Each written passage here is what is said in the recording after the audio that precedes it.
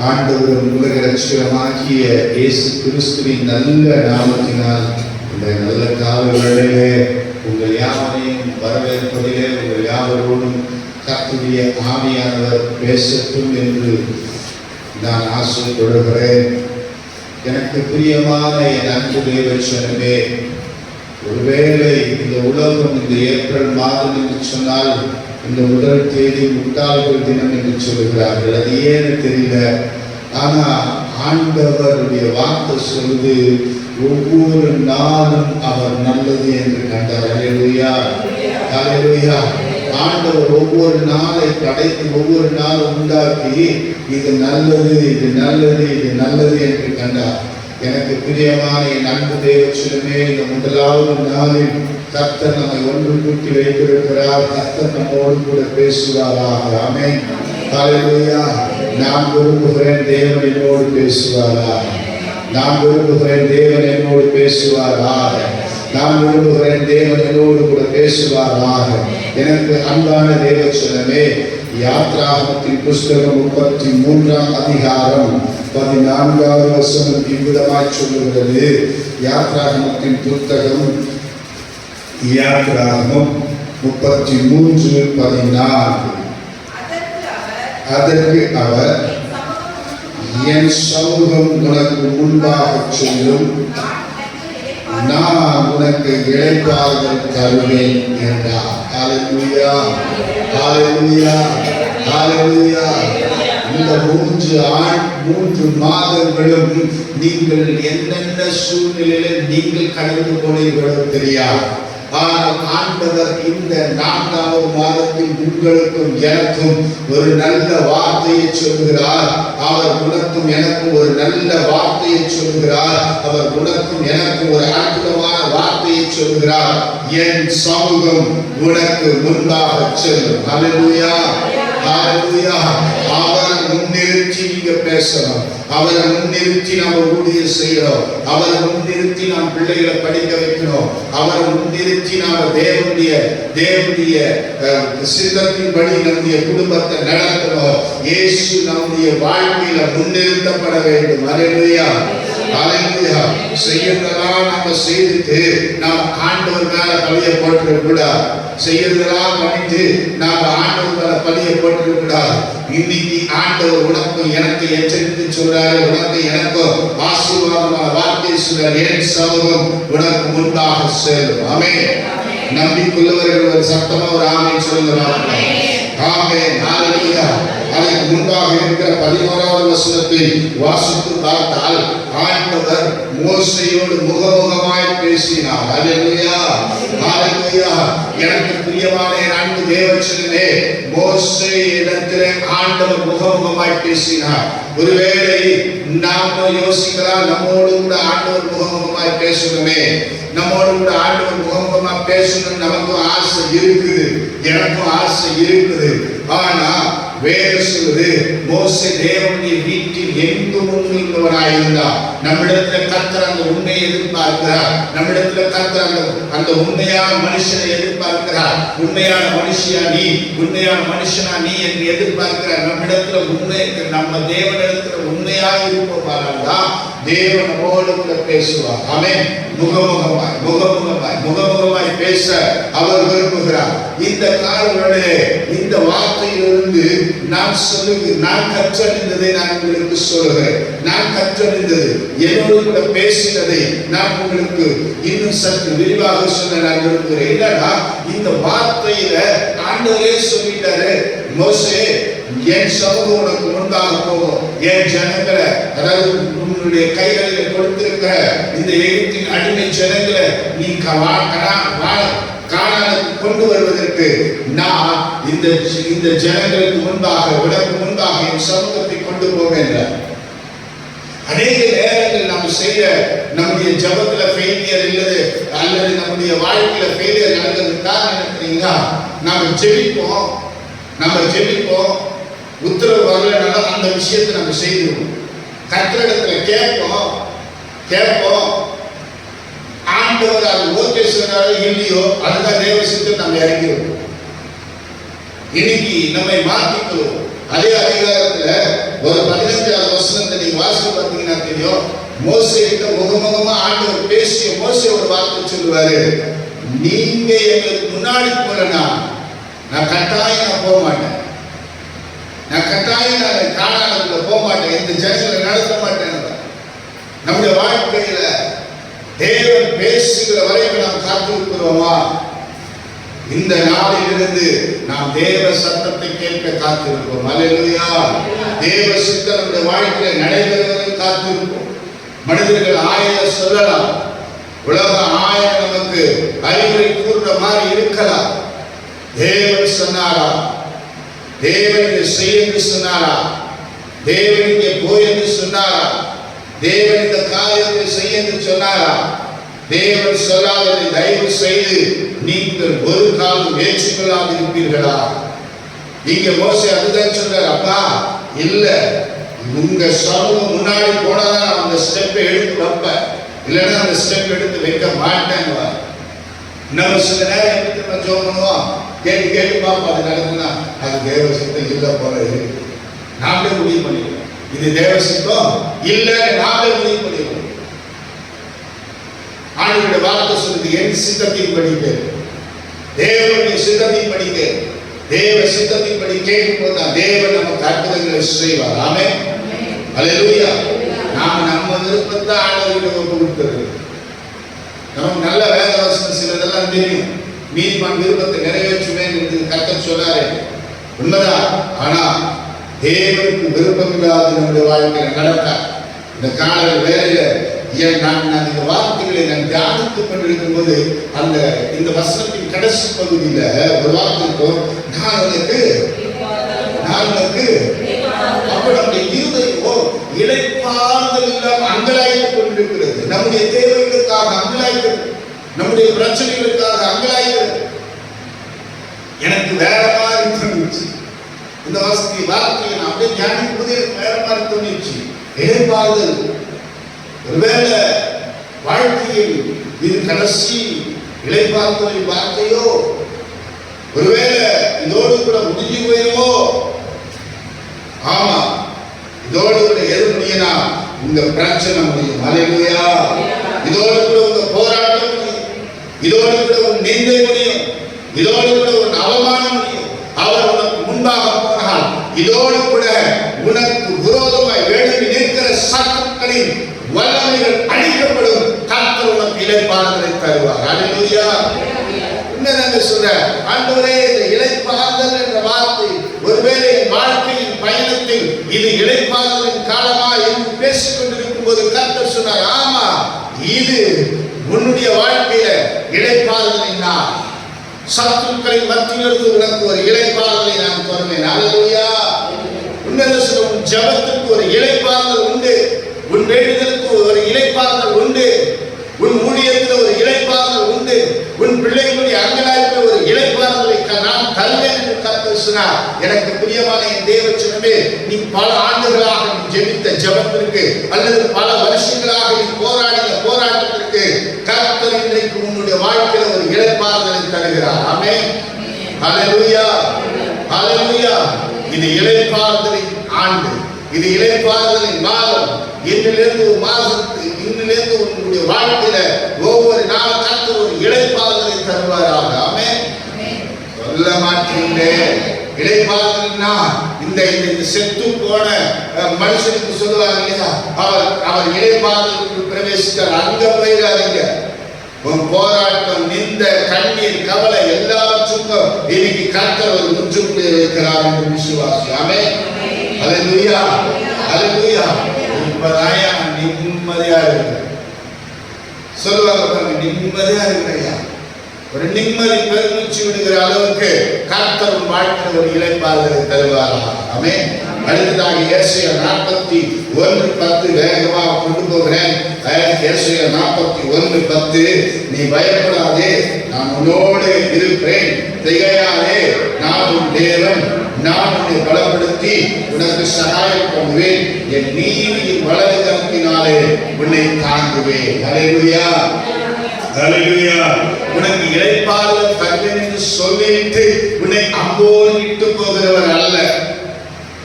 உண்மைதான் சொல்ற, இயேசு கிறிஸ்து வாக்குத்தத்தத்தை கொடுத்து விட்டு நம்மளை அம்போடு நட்டாத்து விட்டு போகிறவர் அல்ல. என்னுடைய மனைவி உனக்கு கொடுமை கொடுக்குறா, அதனால நீ என்ன பண்ணிடு, உனக்கு கொஞ்சம் அப்பத்தையும் கொஞ்சம் தண்ணீரையும் தர, நீயோ உன் பிள்ளைய போய் படைச்சுக்கீங்கன்னு அனுப்பிவிடுகிறதுக்கு இயேசு கிறிஸ்து ஆபிரகாம் அல்ல. ஒருவேளை கணவன் கைவிட்டு விட்டாலும் இந்த இடத்திலே தேவ சத்தத்தை கேட்டு ஆகாருக்கு கர்த்தருடைய கரம் இறங்கி அற்புதத்தை செய்தது. ஹல்லேலூயா, ஹல்லேலூயா. இங்கே இயேசு கிறிஸ்துவின் கரம் நமக்கு நேராக இறங்கி கர்த்தர் சொல்றார், நான் உன்னை தாங்குவேன். ஆமென், ஹல்லேலூயா. கர்த்தருடைய வார்த்தை சொல்கிறது, நான் உன்னை தாங்குவேன், நான் உன்னை திக்கற்றவனாய் விடேன், நான் உன்னை தாங்குவேன். ஆமென். உலகத்தின் முடிவு வரையிலும் சதா காலங்களிலும் கர்த்தர் உங்களோடு கூட இருக்கிறார். ஹல்லேலூயா சொல்லலாமா? ஹல்லேலூயா சொல்லலாமா? ஒருவேளை உலகத்துல இருக்கிறவர்கள் நம்மை விட்டு விலகி போகலாம், பிரிந்து போகலாம், மறைத்து போகலாம். உன்னை உயர்த்தினவர்கள் இன்றைக்கு தாழ்த்தலாம், உன்னை தூஷிக்கலாம், உன் முகத்துல கால் உமிழலாம், உன்னை குறித்து அவதூறாக பேசலாம். இன்றைக்கு கர்த்தர் உனக்கு ஒரு நல்ல வார்த்தை சொல்லுகிறார், என் நீதியின் வலது கரத்தினால் நான் உன்னை தாங்குவேன். ஹல்லேலூயா, ஹல்லேலூயா. கர்த்தர் நம்மை தாங்குகிறார், கர்த்தர் நம்மை விசாரிக்கிறார், கர்த்தர் நம்முடைய கண்ணீரை துடைக்கிறார், கர்த்தர் நம்முடைய நிந்தையை மாற்றுகிறார், கர்த்தர் நம்முடைய தேவைகளை சந்திக்கிறார். இதை விட நமக்கு நல்ல வார்த்தை வேற எதுங்க? மனுஷன் நமக்கு ஒரு உதவி செய்துட்டா அவன் கடைசி வரைக்கும் சொல்லி காட்டுவான். மனுஷன் நமக்கு ஒரு நல்ல சாப்பாடு கொடுத்தவே சொல்லுவான், போன வாரம் என் வீட்டுல சாப்பிட்டாயா, இன்னைக்கு பார்த்த ஒரு வாய் சோறு கொடுத்தாரான்னு கேட்பான். எனக்கு பிரியமான அன்பு தேவ சொல்லுங்க, 2016 ஆண்டு ஏப்ரல் மாதம் 30ஆம் தேதி என் இருதயத்துக்கு இளைப்பாறுதல் இல்லை, இந்த ஊழியத்தில் போராட்டம் ஒரு இளைப்பாறுதல் இல்லை என்று சாக என்னை ஒப்பு கொடுக்க ஓடி வந்தார். அந்த வல்லமை கோபுரம் என்ற அந்த தேவ மனுஷனை சமூகத்தில் அந்த தேவ சமூகத்தில் நின்ற ஒரு கர்த்தர் முகமுகமாய் பேசினார். அந்த தேவ மனுஷனோடு அருமையான சகோதரன் ராஜேந்திரன் அண்ணனோடு முகமுகமாய் பேசினார். அந்த பேசின அந்த வார்த்தை இத்தனை ஆண்டுகளில் இங்கு நிற்க வைத்திருக்கிறது. அல்லேலூயா. நான் வந்து சொல்லுவேன், தேவன் உங்களோடு கூட முகமுகமாய் பேசுகிறார் இல்லையோ, ஊழியர்களை கொண்டு பேசுவார், முகமுகமாய் பேசுவதை போல் பேசுவார். உன்னுடைய கண்ணீரை துடைத்து உன்னை தேவனுடைய ராஜ்யத்தில் கொண்டு வந்து நிறுத்துவார். ஆமென், ஹல்லேலூயா. நான் நன்றியுள்ளவனாக இருக்கிறேன் தேவனுக்கு. உண்மையா சொல்றேன், நான் நேற்று இரவு நான் யோசித்தேன், இந்த ஏப்ரல் மாதம் என்று வந்தாலே நான் அதைதான் யோசித்தேன். 2016 ஆண்டு 30ஆம் தேதி கர்த்தரோடு பேசவில்லை என்றால் இத்தனை நாட்கள் நான் கழித்திருப்பேனா, இத்தனை நாட்கள் நான் கர்த்தரோடு ஓடி இருப்பேனா தெரியல. ஆனால் தேவன் தம்முடைய ஊழியர்களை கொண்டு பேசுவார். பிரியமானவர்களே, அவர் உங்களை தாங்குகிறார். அல்லேலூயா, அல்லேலூயா. யோவான் எழுதின சுவிசேஷம் 1 யோவான் 4:4 சொல்கிறது, பிள்ளைகளே, நீங்கள் தேவனால் உண்டாயிருந்து அவர்களை ஜெயித்தீர்கள், ஏனென்றால் உலகத்தில் இருப்பவனிலும் உங்களில் இருப்பவர் பெரியவர். அல்லேலூயா, அல்லேலூயா. அவர் கரம் தாங்குது. மூன்றாவது, அவர் உங்களுக்குள்ளே இருக்கிறார் என்பதை நீ விசுவாசிக்கணும். ஆமென். சொல்ல மாட்டீங்களே, ஹலோ, அவர் தாங்குறது மாத்திரம் இல்லைங்க, அடுத்த சிலர் நான் உங்களுக்குள்ள இருக்கிறேன். ஆமென். வேற சிலர் ஒருவன் கிறிஸ்துவுக்குள் இருந்தால் புது சிருஷ்டியாக இருக்கிறார். ஆனா இங்க இந்த வார்த்தை இயேசுவே பேசுறாரு, நான் உங்களுக்குள்ள இருக்கிறேன். ஆமென். சொல்லலாமா? பிள்ளைகளே, நீங்கள் தேவனால் உண்டாயிருந்த அவர்களை ஜெயித்தீர்கள், ஏனெனில் உலகத்தில் இருக்கிறவனிலும் உங்களில் ஒருவர் இருக்கிறார். ஆமென். உங்களில் ஒருவர் இருக்கிறார். உனக்குள்ள இயேசு இருக்கிறார் என்பது விசுவாசி. ஆமென். அல்லேலூயா, அல்லேலூயா. இயேசு மரணத்தை ஜெயிச்சாரா? இயேசு பிசாசின் தலையை நசுக்கினாரா? இயேசு தரித்திரர்களை ஆண்டவர் ஆசீர்வதித்து அவர்களை வழிநடத்தினாரா? இயேசு வியாதிஸ்தர்களை சுகப்படுத்தினாரா? அந்த இயேசு எனக்குள்ள உனக்குள்ள இருக்கிறார். ஆமென். ஹல்லேலூயா. நாமும் ஜெயிப்போம், நாமும் ஜெயிப்போம். நீங்களும் ஜெயிப்பீர்கள். நீ ஜெயிப்ப. நீ ஜெயத்தின் பிள்ளை, நீ ஜெயத்தின் பிள்ளை. ஆண்டவருடைய வார்த்தை சொல்கிறது, குதிரை யுத்த நாளுக்கு ஆயத்தம் பண்ணப்பட்டிருக்கும். ஜெயமோ ஜெயமோ. அல்லேலூயா. சத்தத்தை உயர்த்தி சொல்லுங்க, ஜெயமோ. என் வாழ்க்கையில ஜெயமோ, என் ஊழியத்துல ஜெயமோ, என் குடும்பத்தின் ஜெயமோ, என் பிள்ளைகள் ரட்சிப்போ. படிக்கிற பிள்ளை சொன்னோம், என் படிப்போ கர்த்தரால் வரும். எல்லாவற்றையும் ஜெயிக்க கர்த்தர் எனக்கு ஜெயத்தை தருவார். ஆமென். உபாகமத்தின் புஸ்தகம் 4ஆம் அதிகாரம் 7ஆம் வசனம் சொல்லுகிறது, நம்முடைய தேவனாகிய கர்த்தரை நாம் தொழுது கொள்கிற பொழுதெல்லாம் அவர் நமக்கு சமீபமாய் இருக்கிறது போல தேவனை இவ்வளவு சமீபமாய் பெற்றிருக்கிற வேறு ஜாதி எது? அல்லேலூயா. அல்லேலூயா. அவர் நமக்குள்ளே இருக்கிறாரு. 4வது காரியம், அவரை நாம் தொழுது கொள்ள வேண்டும். நமக்குள்ளே இருக்கிறவரை நாம் தொழுது கொள்ள வேண்டும். நாம் தொழுது கொள்ளும் போதெல்லாம் அல்லது நாம் ஆராதிக்கும் போதெல்லாம், நாம் தேவ சமூகத்தில் கூடி வரும்போதெல்லாம் வார்த்தை சொல்லுது, அவர் நமக்கு சமீபமாய் இருக்கிறார். அல்லேலூயா. அவர் தூரமானவர் அல்ல. பத்துமே கூட கட்டி கூப்பிட்டா பாருங்க, தாவீதின் குமாரனே அப்படின்ட்டு. அந்த அளவுக்கு தூரம் இல்ல. நீ ஆராதிக்கும் போது உனக்கு சமீபமாய் இருக்கிறார். ஆமென். அல்லேலூயா. ஆண்டவருடைய வார்த்தை சொல்லுது பாருங்க, சமீபமாய் பேசிருக்கிற வேற ஜாதி எது? ஆமென். நம்மை போல வேற பரிசுத்த ஜாதி எது? அல்லேலூயா. இங்க வேற ஜாதி எல்லாம் அந்த ஜாதி இந்த ஜாதி பேச, நீ நான் பரிசுத்த ஜாதி. ஆமென். நம்ம பரலோகத்துக்குரிய ஜாதி, நம்ம தேவனால் உருவாக்கப்பட்ட ஜாதி. அல்லேலூயா. அல்லேலூயா. நம்ம சூஸ்திரன் என்னவோ சொல்றாங்க, அவையெல்லாம் இல்ல. நம்ம நெத்தில பிறந்தவன், கையில பிறந்தவன், காலில் பிறந்தவன், எல்லாரும் வயிற்றுல பிறப்பாங்க. ஆனா சாஸ்திரம் சொல்லுதான், நெத்தில பிறந்தானா, கையில பிறந்தானா, காலில் பிறந்தானா, அந்த ஜாதி இல்ல. நீயும் நான் இயேசுவால் பிறந்த, இயேசுவை சமீபமா பெற்றிருக்கிற பரிசுத்த ஜாதி. அல்லேலூயா. நீயும் நான் பரலோகத்தின் ஜாதி. ஆமென். அல்லேலூயா. வாட் இஸ் யுவர் ரிலிஜன் அப்படின்னு கேட்டா, நான் பரலோக ஜாதியை உடையவன். ஆமென். நான் பரிசுத்த ஜாதியை உடையவன். ஆமென். அல்லேலூயா. ஒருவேளை கர்த்தர் எனக்கு இந்த அரசியல்வாதிகளோடு ஒரு உறவை கொடுப்பாரானால் நான் நிச்சயமா சொல்லுவேன், ஐயா கிறிஸ்துவர்களுக்கு ஜாதி நல்லா போடாதீங்க, அவர்கள் பரிசுத்த ஜாதிக்கு போடுங்கன்னு சொல்லுவாங்க. ஆமென். உண்மைதான் சொல்ல, பரிசுத்த ஜாதி. உண்மையிலே நீ நான் பரிசுத்த ஜாதி. ஏன்னா நம்ம பரிசுத்தரை ஆராதிக்கிறோம். நீ நான் பரிசுத்தரால் உண்டாக்கப்பட்டிருக்கிறோம். நீ நான் பரிசுத்தரால் பெயர் பெற்றிருக்கிறோம். நீ நான் பரிசுத்தருக்குள்ள வாழ்கிறோம். நீ நான் பரிசுத்தர் நமக்குள்ள வாழ்கிறார் என்ற விசுவாசத்தோடு வாழ்கிறோம். ஆமென். அல்லேலூயா. அடுத்ததாக ரோமர் எழுதின நிருபத்தில் எழுதப்பட்டிருக்கிறது, ரோமர் 8:31. இவைகளை குறித்து நாம் என்ன சொல்லுவோம்? தேவன் நம்முடைய பட்சத்தில் இராதிருந்தால் நமக்கு விரோதமாய்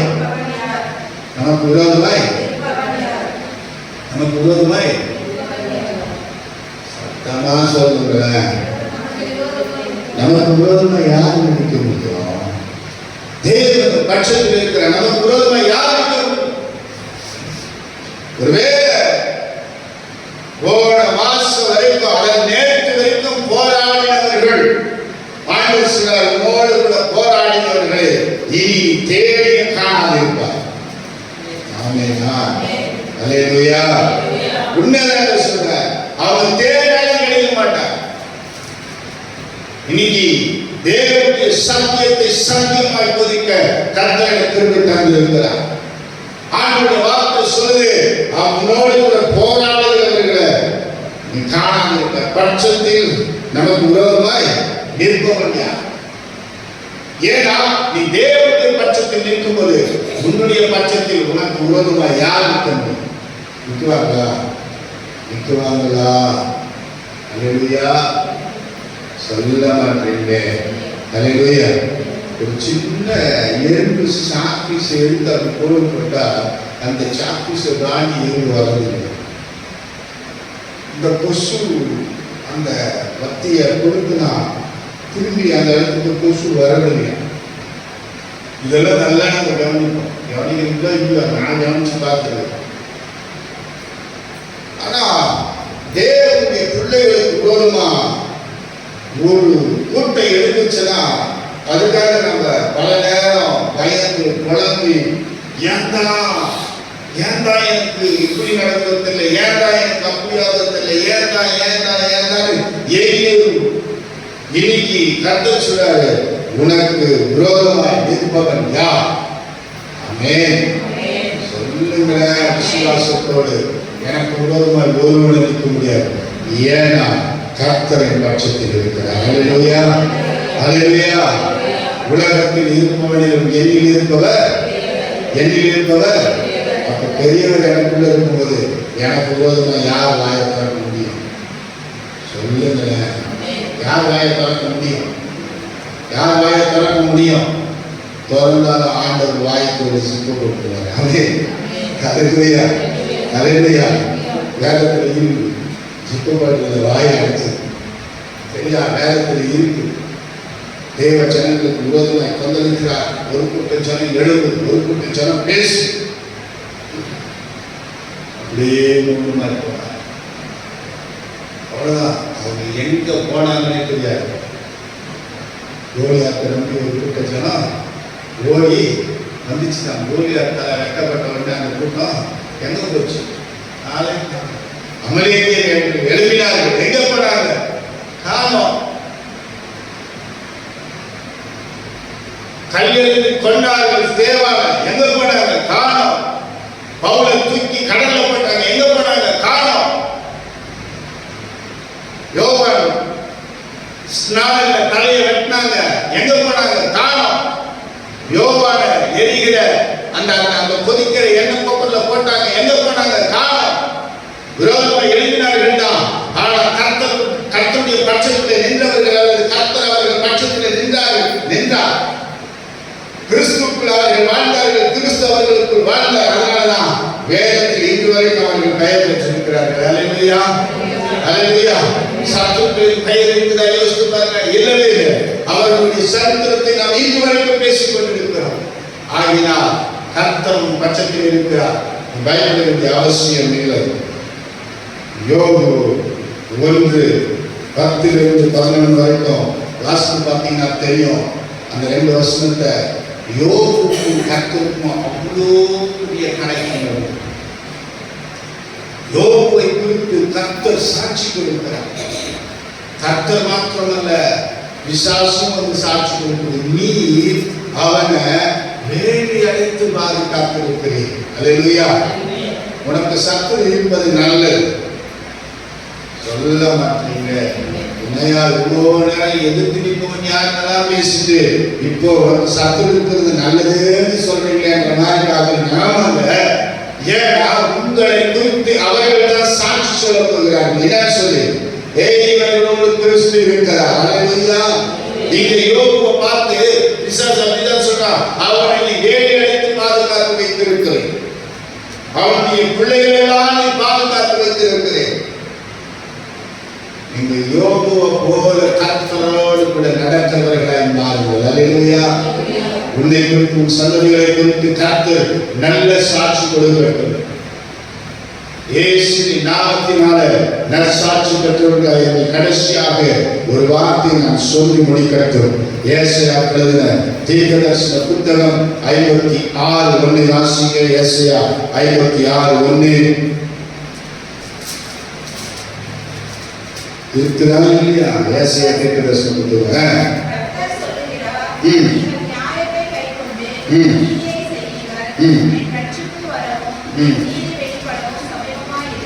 அல்லேலூயா, அல்லேலூயா. படிக்கிறது பாரதி, இடிக்கிறது படிக்கிறது ராமாயணம், இடிக்கிறது பாரதி, ஏதோ ஒன்று சொல்லுவாங்க. அந்த மாதிரி கேட்கறது சத்தியம். ஆனா நாம சத்தியத்தின்படி நடக்காம வேலை சொல்லுது. கர்த்தர் சொல்கிறார், நீங்கள் நியாயத்தை கைக்கொண்டு நீதியை செய்யுங்கள். இந்த வசனத்தை கைக்கொண்டு இந்த வசனம் சொல்லுகிறபடி நீதியை செய்யுங்கள். அல்லேலூயா. உன் சத்துருக்களை கேட்கல. உன் சத்துருக்களை முடியுமா? உன் சகோதரனுக்கு விரோதமாக நீ என்ன பண்ணாத? உன் வாயை திறக்காத. முடியுமா? இந்த நீதி செய்கிற ஆண்டவர். நீதி செய்தாலுமா என் ரட்சிப்பு வரவும் என் நீதி வெளிப்படவும் சமீபமாக இருக்கிறது. ஆண்டவருடைய ரட்சிப்பு வரவும் அவருடைய நீதி வெளிப்படவும் சமீபமாக இருக்கிறது. உன் ஜெபத்திற்கு பதில் தர தேவன் சமீபமாக இருக்கிறார். நம்முடைய வாயை அடக்கணும். அல்லேலூயா. புறம் கூறுவதை நிறுத்தணும். அடுத்தவர்களை குறித்து புறம் பேசுவதை நிறுத்தணும். இந்த வாயில் அவிசுவாசமான வார்த்தை நிறுத்தணும்.